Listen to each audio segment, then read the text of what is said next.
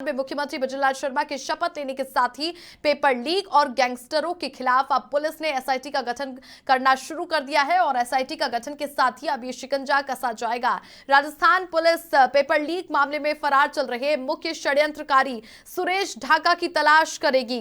वहीं पर राजस्थान में दहशत पैदा करने वाले लॉरेंस बिश्नोई गैंग के गुर्गो रोहित गोदारा वीरेंद्र चारण के नेटवर्क को खंगालेगी। विदेश में बैठे हुए इन गैंगस्टरों को भारत लाने का विदेशी एजेंसियों और इंटरपोल के मार्फत राजस्थान पुलिस अब ये प्रयास करेगी। दरअसल एसओजी में सब इंस्पेक्टर भर्ती या फिर सेकंड ग्रेड टीचर भर्ती समेत तमाम परीक्षाओं में लीक हुए पेपर के मामले की जांच पड़ताल अब की जा रही है। मुख्य षड्यंत्रकारी सुरेश ढाका अभी भी पुलिस की पकड़ से दूर है। राजस्थान पुलिस ने सुरेश ढाका की तलाश में इनाम के साथ रेड कॉर्नर नोटिस भी जारी किया हुआ है। वहीं जिस तरीके से सुखदेव सिंह गोगामेडी की हत्या की गई और राजस्थान में दहशत का माहौल पैदा किया गया, इसको लेकर के अब राजस्थान पुलिस मुख्य सरगना रोहित गोदारा और वीरेंद्र चारण समेत इनके नेटवर्क में शामिल अन्य गुर्गों पर भी अपना शिकंजा कसेगी। मुख्यमंत्री के आदेश पर डीजीपी ने पेपर लीक प्रकरणों की जांच के लिए 50 सदस्यों का एसआईटी की टीम का ये गठन किया है। वहीं पर गैंगस्टरों का खात्मा करने के लिए 65 सदस्य एंटी गैंगस्टर टास्क फोर्स का गठन भी किया है।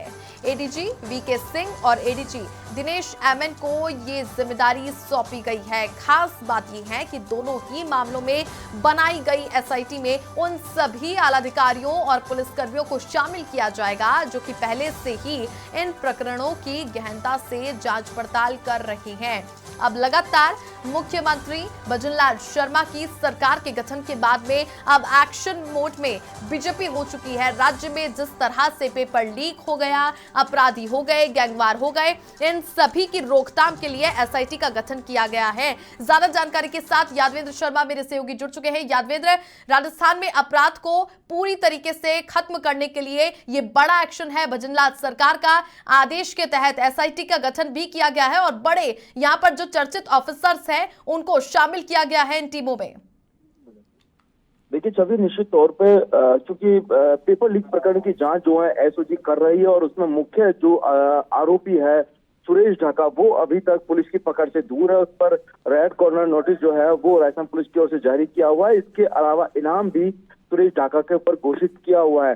बावजूद इसके अभी तक पुलिस जो है सुरेश ढाका को पकड़ने में नाकाम रही है। वहीं दूसरी ओर जो गैंगवार लगातार राजस्थान के अंदर बनी हुई है, मुंबई की तर्ज पर यहाँ पर अपराध जो बढ़ रहे हैं और एक अंडरवर्ल्ड डॉन की भूमिका में यहाँ पर जो लॉरेंस बिश्नोई जो अपने गुर्गों के जरिए दहशत फैला रहा है और जिसके मुख्य सरगना जो है जो रोहित गोदारा, इसके अलावा जो वीरेंद्र चारण जिसने दहशत मचा रखी थी, उन सब जो विदेश में लोग बैठे हुए हैं उन सबको विदेश से विदेशी एजेंसियों के मार्फत इंटरपोल के जरिए भारत लाने का जो प्रयास है वो अब राजस्थान पुलिस करेगी। और क्योंकि देखिए लगातार सुखदेव सिंह गोगामेडी की जो हत्या हुई है उसके बाद एक पूरे राजस्थान में एक बड़ा बवाल मचा और उसके बाद गैंगवार जैसी जो घटना जो पिछले साल भर हुई थी उसके बाद वापस से घटित होने लगी और यहाँ पर एक जो बड़ा नेटवर्क यहाँ पर इन गैंगस्टरों का चल रहा था उसका खात्मा करने के लिए अब एंटी गैंगस्टर जो टास्क फोर्स जो है वो बनाई है, जिसकी कमान एडीजी क्राइम जो है दिनेश एमएन को सौंपी गई है। लेकिन इस कमान के दौरान यहाँ पर जो मुख्य जो अफसर जो इस टास्क फोर्स में जो